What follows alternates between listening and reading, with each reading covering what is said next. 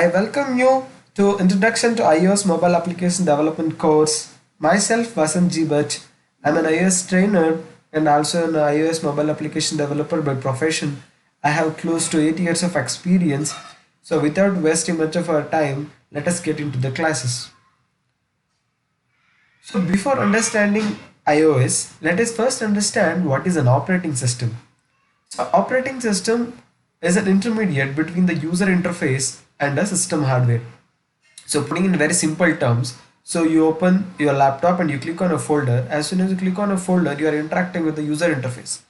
As a response to that, folder gets opened and whatever the files inside the folder will be visible to you. So getting the files from hard disk or some storage, showing it to the UI is a process that was taken care by the operating system. So user will not directly interact with the system hardware. So system hardware, I mean the processor, RAM, ROM, hard disk. So operating system takes care of interacting with all of this. So what are the example for operating system?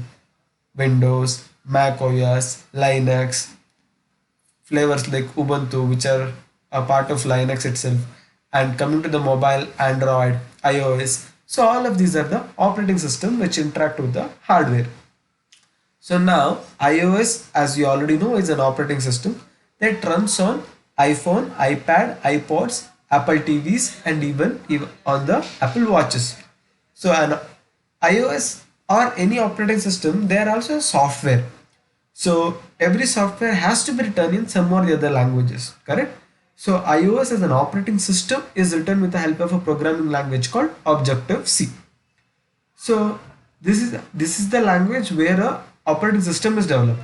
So but if you want to develop an app that runs on iOS, say for example iOS WhatsApp Skype app, WhatsApp or Skype app for iOS. So if you have to develop apps like that, then you have to use programming language like Objective-C or Swift. Since Swift is the latest language that was introduced by Apple, and also every year Apple is releasing new updates for this, our course is outlined on Swift itself. So we will be learning the iOS mobile application development with the help of Swift. Next, what are the prerequisites that you should have if you have to take this course? The first one is MacBook or iMac. So MacBook, I mean the Apple laptop, iMac, I mean the Apple desktops, or thin client also it is called. So now, is it necessary to have a MacBook or Apple computers? Yes, it is. So though there are some people say you can develop iOS apps with the help of installing Apple OS on VMwares on Windows or Linux machine, it is not recommended for the full-fledged development, the first thing. Secondly, it is illegal to use Apple software on any other hardware other than Apple. So I strictly not recommend you to use any virtual machines to learn the iOS mobile application development. It is preferred to have a MacBook or iMac. Second one is Xcode. Xcode is an IDE by Apple. So everything that is required for mobile application development with the help of iOS is present on Xcode. So from starting a single line of code till the deployment, all the things are embedded in Xcode itself. So this would be the only piece of software that is required for the development of the iOS app. Third is iPhone. So iPhone, as I written there, it is not necessary for all the features. So whenever you have to test certain native features like camera or Bluetooth or push notifications, so a real-time features or native features which are available only on your physical phone, to test such features you need an iPhone. Last is knowledge of Swift. So this is required for learning the iOS mobile application development, but this comes as a part of course. I'll be teaching the Swift. Now, who are targeted audience? So targeted audience for this course is anyone with a basic understanding of the programming knowledge. So basic understanding of the programming knowledge, I mean you need not to have something extraordinary skills like just to write a merge sort on the go or quick sort or taking some 1 GB of data and extracting some analytics out of it. No, those things are not required. A minimum coding knowledge like how to print some statements in any language, how to get user inputs and sum the values and show it to the user, how to print hello world. or what are condition statements, if, else, for, while. So all these things, the basic programming constraints, if you are aware in any language, is fine. But if you have a knowledge on object-oriented programming languages like C Sharp, Java, Python, etc., is highly appreciated. Why? Because Swift is a language that is very similar to Java or C Sharp. So knowledge of either of this will help you very much in taking this course. So now, before start development of developing the iOS apps, it is good if you know some advantages of iOS or what are the unique things about iPhone or iOS apps. So that will make you proud when you are developing an app, or at least it will make you satisfactory while you are developing an app. Okay. So the first thing is the user interface. So anybody of you, if you have got a chance to look at the iPhone, you might have already observed this. User interface is the first thing that attracts every user towards the iPhone. They have a very strict rules in making the user interface. This the heights of the button, the width of the button, how a text should be aligned, what should be the font size, how many layers of navigation has to be given inside the app. So all of these are strictly ruled, are strictly controlled by Apple. They have given guidelines for each of the thing. It is not that if you violate one, Apple will not allow your app in the store. It may, but if you are violating all the rules and if you are trying to mimic the UI of some other OS like Android into iPhone, obviously your app will not be accepted. So because of this reason, many people attract towards the iPhone. Second is much faster. This is also one of the noun thing if you're using iPhone or if you got a chance to use iPhone. Android phones, if you used whatever the amount you have paid and you have taken the phone, after 2 years or at least after 3 years, the phone will become slow. So though there will not be any fault in the phone or in any fault in the hardware that you have, phone eventually becomes slow. But Android, you never, or in iOS, you never observe this. People who are having iPhone 5 still have the same speed as that of maybe iPhone 8 or iPhone X. That speed will be given for all the versions.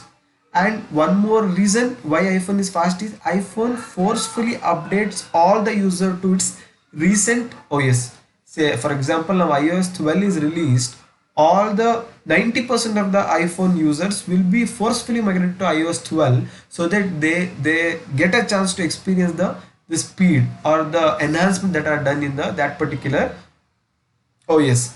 Third one is security. This is one of the key feature why everybody likes iPhone. So this could be sometimes problematic, but iOS is great in giving the security. So let us take a simple example where in Android you can easily share your apps, maybe with any of the chatting apps or with the help of file sharing apps, and somebody whoever gets those app, they can install it and they can run on their machine just by enabling a check of that allow third party apps on my phone in settings. You are free to install any APK. So what if an APK contains some viruses or something malicious contents, and you installed it and your phone hangs, or it will be getting data and sending it to the server or something like that. So all these problems can happen in iOS, Android, but they will never happen in iOS because you cannot send and share an iOS executable. It is IPA or .app to any of your whoever you want, and they can't install it like just like that. So there are a lot of procedures to share an APK. This is one thing regarding the security. There are many other like the way Apple has introduced the Face ID to unlock the phone. So all of these are like the key feature where Apple very much concerns about the security of an individual. And the last point is ease of development. So if you are aware of the Swift or any Swift is just a language. Other than that, if you are aware of a basic programming concept, then the development of iOS app is very easy. It's not at all difficult. And Apple as an environment is designed in such a way you can't make certain errors. So the errors are putting in another way, the errors which can be easily done in some other platforms can't be done in iOS or Apple. So you will understand when we are developing apps in our later sections. Okay. So after understanding the advantages of using the iPhone, it is necessary to understand certain limitations or little disadvantages of iPhone. Okay. So all the disadvantages that I mentioned here may not be disadvantages. There are such things that are like little unique in iPhone or some features that are not available to iPhone, I'm just highlighting here. The first thing is price. Everybody are aware of it. Apple price is too high. I mean, everybody can't afford an Apple phone. That is a fundamental thing. But putting in other way, Apple or the money whatever you pay, it is worth. So rather than taking three phones across 5 years, you can take one Apple phones for 5 years. So that is the level of quality that they give. So the price whatever they charge is compromised with that, is what my opinion. But definitely it is high for a normal guy who gets a regular pay. Second one is memory. So memory, I'm not telling like Apple is not giving enough memory to the user, but memory is also concerned with the cost part itself. So I'm just opened Amazon website. Okay, so where you can see this is the Amazon real-time website of Apple iPhone XS Max. Okay, so there are three different versions: 64 GB, 250 GB, and 512 GB. Okay, so 64 GB will cost you around 1,09,000. So if you go to the 256 GB version, it will cost you around 1,24,000 and some change. So there are close to 14,000 difference for a little bit of memory enhancement. So in that 14,000 amount, you can purchase a 2 TB of hard disk. So I don't know how Apple justifies it. So that is the reason I have given here. Memory is a problem with the help of, I mean, to memory is, I mean, it comes at a very higher cost. So that is the problem. Third one is the limited customization. So this is obvious. The in Android you all might have installed some theming apps which will change the look and feel of the phone itself, the complete look and feel. You can install some keyboard layouts with this gold shapes or some water dropping, or all the things are possible in case of Android. So those customizations are not there in iPhone. And the last one is file sharing. So this is one of key disadvantage or key problem I can tell.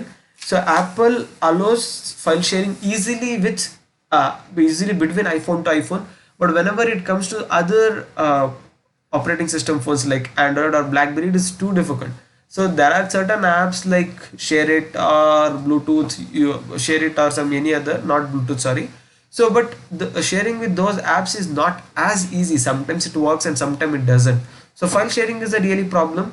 And again, this is made only to ensure that security, so that some malicious files are not shared between the not shared between some other operating system phone and the iPhone. So apart from these disadvantages, that could be few more which if you want to you can list, but still putting this apart, iPhone or iOS is a great tool to use and develop any apps. So it'll be it'll be like enjoying to develop the iOS apps. Okay, so after this, let us just I'll give you a course outline, how the course is gonna be and what are the things that we are gonna learn.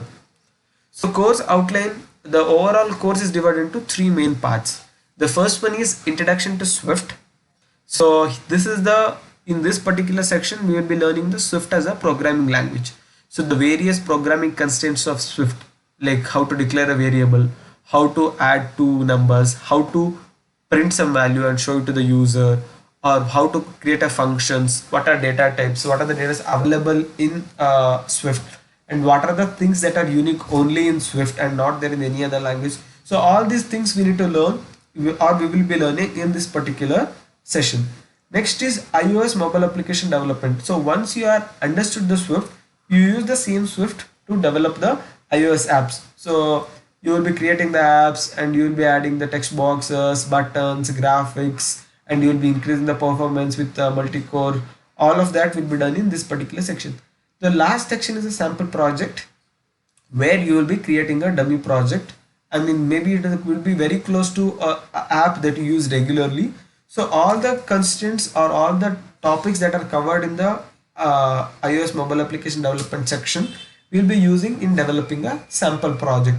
So at the end of the session, you will be able to understand how to develop an app.